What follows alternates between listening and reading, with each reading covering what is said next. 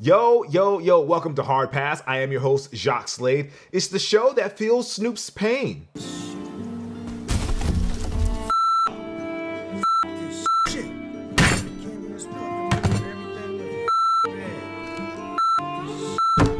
I know Snoop wasn't actually playing Valheim, but it's still funny. Don't work yourself into a shoot, kids. All right. Let's start with some hot takes. Blake Griffin is on the Brooklyn Nets, and I couldn't be happier for him. Look, I know I like to talk about my 17-time world champion Los Angeles Lakers and whatnot, but if we can't win it, nothing would make me happier than seeing great Clipper players who I wish were on the Lakers win it on a team that isn't the Clippers. Griffin was seen meeting up with his new head coach Steve Nash this past week, and while I'm sure they were talking about strategy and how Blake will fit in, I couldn't help but notice that Blake was rocking the Union Jordan 4s and Coach Nash had on the Sakai waffles. Is this the first time we've ever seen an NBA coach try to outshine his players? Like, if Kyrie, KD, Harden, and Blake want to do a sneaker circle picture and they need a fifth, is it weird that they asked their coach? These are the dumb questions I ask myself when there's no games for almost a week after All-Star. Sorry. Congratulations to the Michigan State Spartan men's basketball team for selling all the way out when they announced a new endorsement deal with Rocket Mortgage. They will now be called the MSU Spartans, presented by Rocket Mortgage. How the hell is Nike gonna fit that in the jersey? Look, it's not that big of a deal, right? I mean, soccer clubs all around the world have their sponsors in their team names, so a big-time college basketball program shouldn't be too surprising. I'm just glad that the players are finally gonna see some benefit from this and get paid. Well, wait, they're not getting paid for this because the NCAA sucks. Come on, Dan Gilbert. At least bump up the kids' credit scores or whatever it is that you do when you're not pissing off LeBron. The Weeknd is boycotting the Grammys after he was led to believe his album After Hours and the hit single Blinding Lights were going to be nominated but was instead shunned. That's right. You go, The Weeknd. I've been boycotting the Grammys and asking my label to not submit my work for consideration too. Going on a decade now, and they are hurting, I tell you. It's the flowers that people give you that matter anyways. But I can't lie, a Grammy in the background of these videos would be kind of funny. Netflix is releasing a documentary called The Last Blockbuster, which is about, well, the last brick and mortar blockbuster that's still standing in Oregon. That would be like Nintendo publishing games with Sonic the Hedgehog, or WWE streaming WCW content, or Instagram copying Snapchat and Vine and TikTok, and you get the idea. We can laugh about it now, but don't be surprised if Jeff Bezos just wakes up one day and buys Target. Actually, I need to return some Amazon Basic HDMI cables, so maybe that wouldn't be the worst idea. Pepe Le Pew was cut from Space Jam: A New Legacy, and that has a certain section of the internet, you know who they are, all fake mad about cancel culture and some other shit. Turns out there was supposed to be a scene where Pepe was acting a fool with a lady and gets dunked on, and then LeBron teaches the skunk about consent. You know, in the world of old school Looney Tunes, this probably would have involved LeBron dressing up like a female cat and dropping an anvil on Pepe, but I get why they dropped it. Why even bother in 2021? But oh, did the news get some people riled up? I mean, they were already fake mad when the publishing house of Dr. Seuss decided to pull some books off the shelves for having racist content. And when Mr. Potato Head was rebranded as just Potato Head, and you can buy the Mr. or Mrs. parts on their own. Potato Head even made it to the floor of Congress. Don't these clowns have a job to help their constituents or something? And that's not the only Space Jam related controversy, because when they started showing off preview images of the film, Lola Bunny did not look like Jessica Rabbit's final form. That also got another section of the internet angry for reasons we all know exist, but I won't cover here because Hard Pass is not kink shame. However, I do want the same clowns in Congress who complained about Mr. Potato Head to get all heated and demand modern sexy Lola Bunny in a kids movie and explain why they want sexy Lola Bunny in a movie for kids. When you rail against every supposed form of cancel culture and don't understand the nuance as to why certain things are canceled and other things are just left on the cutting room floor like Pepe Le Pew, you end up demanding sexy Lola Bunny in a kids movie without a hint of irony. Now, that's a moment I would sell on the blockchain.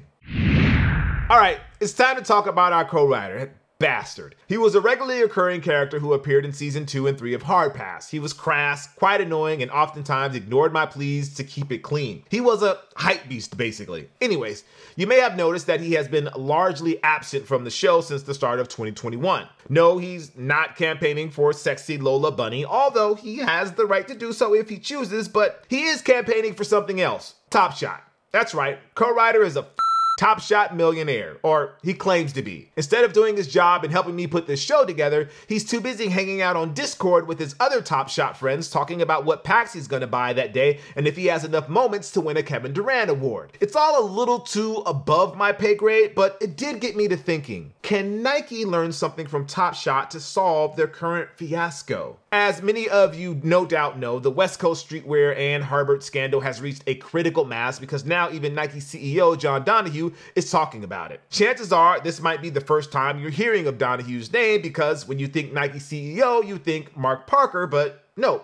Donahue's been there since January of last year, and he's mostly been quiet navigating the company through the pandemic. During a virtual meeting, Donahue talks about how consumer confidence needs to get better, that they will be performing an audit into the launch process, and there has to be better communication in the company as to what an employee and an employee's family can and cannot do. Cool. I'm glad they're all going to address that. Better late than never, I guess. It will still lead to a lot of hurt feelings on Saturday mornings as sneakerheads take multiple L's, but any level of transparency in the process would be nice. But what if sneakers took a new and daring approach and remade their drops to be more like Top Shot? Let's just have fun with this idea for a second and not worry about bubbles bursting, carbon footprints, and other dystopian nightmares that may or may not happen. Imagine a sneakers drop where everybody knows how many pairs are dropping. Like 5 million pairs of the Air Jordan 1 bread split evenly among all sizes from babies to Kevin Durant. Each of those pairs comes with an NFT or non-fungible token, which is, instead of me trying to explain NFTs and risk either messing it up or having crypto defenders come at me in the comments again because I'm not giving it the right amount of reverence or whatever, let's just say each pair comes with a unique serial number that recognizes you as the sneakers owner. Your ownership is recorded on the Nike blockchain, and your sneakers account also doubles as a digital wallet. So after the shoe drops, you're on the ledger as the sneakers' first owner. Now, if you want to sell it in the future, you have to also hand over that serial number that's tied to the shoe in order to verify its authenticity. And if the sale goes through, Nike gets a cut in the profits the same way the NBA makes money off every Top Shot moment sold in the pack or in the marketplace. Say goodbye to those hang tags that you see on the feet of Hypebeast, and maybe also say goodbye to those reseller platforms if it's all going to live in a Nike ecosystem. For the life of that pair of Bread Ones, there's going to be a record of how many people owned it, but because it's on the blockchain, it's not going to necessarily record the who and the where part. All you need to know is that the pair is legit.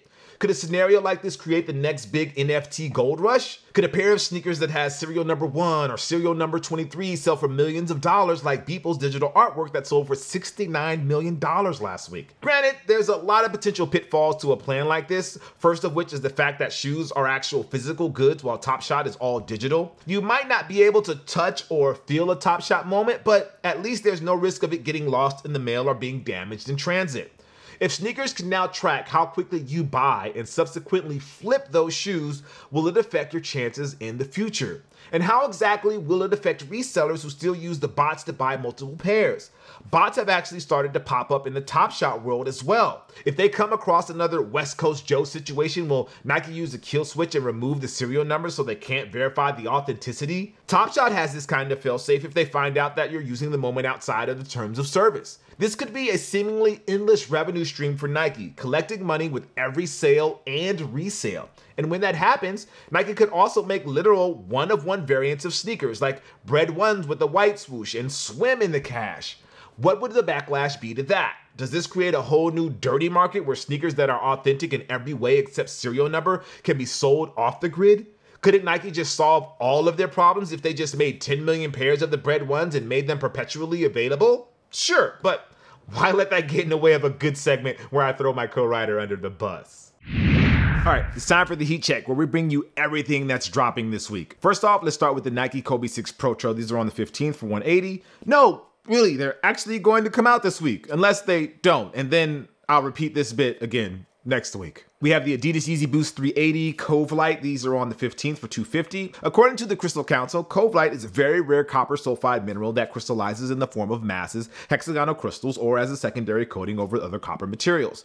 Finding Cove Light in crystal form is extremely rare and can sell for thousands of dollars. This mineral was discovered by Italian mineralogist Niccolo Covoli, who found this mineral at the base of Mount Vesuvius. Then we have the Nike Dunk Low Green Strike on March 15th for $100. The dunks that look like the What Does but are not the What What Does are dropping as a women's exclusive? Huh, the red, green, blue, black, and yellow kind of remind me of Voltron. Nah, it can't be that. Then we have the Bad Bunny Adidas Forum Buckle Low on the 17th for $160. Dubbed the First Cafe, it's a play on Bad Bunny's morning routine of coffee, but it also includes modern touches to the Forum Low like a double tongue, modular buckle strap, and 3 sets of laces. We have the Nike Dunk Low College Navy on the 18th for $100. Dropping in women's sizes, this colorway is a subtle homage to the Yukon Huskies, one of the great women's basketball teams, producing stars like Sue Bird, Diana Taurasi, Maya Moore, and many more. Then we have the Air Jordan 35 Greatest Gift on March 19th for $180. It's a special player exclusive that's actually getting a retail release. This colorway is dedicated to the special women in Jason Tatum's life and feature the family colors and a special handmade mark that signifies his birth year, 1998. Yes, Jason Tatum was born in 1998, just a few years before me. Then we have the Adidas Yeezy Quantum Sea Teal. This is on the 19th for $250. According to PPG Paint, Deep Ocean Teal or Sea Teal is a saturated, subdued Caribbean blue with a turquoise undertone. It is a perfect paint color for a kitchen or dining room. Pair it with dark wood furniture. Then we have the Kim Jones Nike Air Max 95 on the 19th for $220. Okay, first of all, $220 for one of 2 Air Max 95 sounds excessive, but it is a collaboration with Kim Jones, who is the artistic director over at Dior that sold you Air Jordan 1s worth over $2,000 with a straight face. I'd say $220 is still a bit pricey, but at least it's headed in the right direction. Then we have the Adidas Yeezy Boost 350 V2 Ash Pearl on the 20th for $220. According to Spurs Eats, potash is a common ingredient in a traditional German recipe. It may also be written as potato or pearl ash, potassium carbonate, salts of tartar, and carbonate of potash. All of these terms refer to the same ingredient. It is usually present in classic German gingerbread recipes. Then we have the Air Jordan 3 Midnight Navy on the 20th for $190. The Georgetown 3s finally arrived, minus any Georgetown branding, of course. And then the pick of the week is Falcon and the Winter Soldier on March 19th at 12:01 a.m. on Disney+. After a short breather from the fireworks of WandaVision, let's settle down for some probably lighthearted fare with this action-adventure buddy comedy starring Captain America's BFFs. I'm setting the over-under on one of them looking apprehensively at the shield on the first episode at 5.5. And now for a heat check on Union, aka the brand that can do no wrong at the moment. It's hard to believe, but the streetwear icon and Los Angeles staple for those in the know is celebrating its 30th year in 2021. Originally owned by Eddie Cruz, co-founder of Undefeated, Union was a place that gave a spotlight to upcoming streetwear brands and designers and potentially could get them to the next level. They were also one of the first, if not the first places you could go in the US to find Japanese brands like Bape and Fragment Design. In 2010, Chris Gibbs would take over and Union has only grown ever since, crescendoing in 2018 with the release of their Air Jordan 1 collaboration.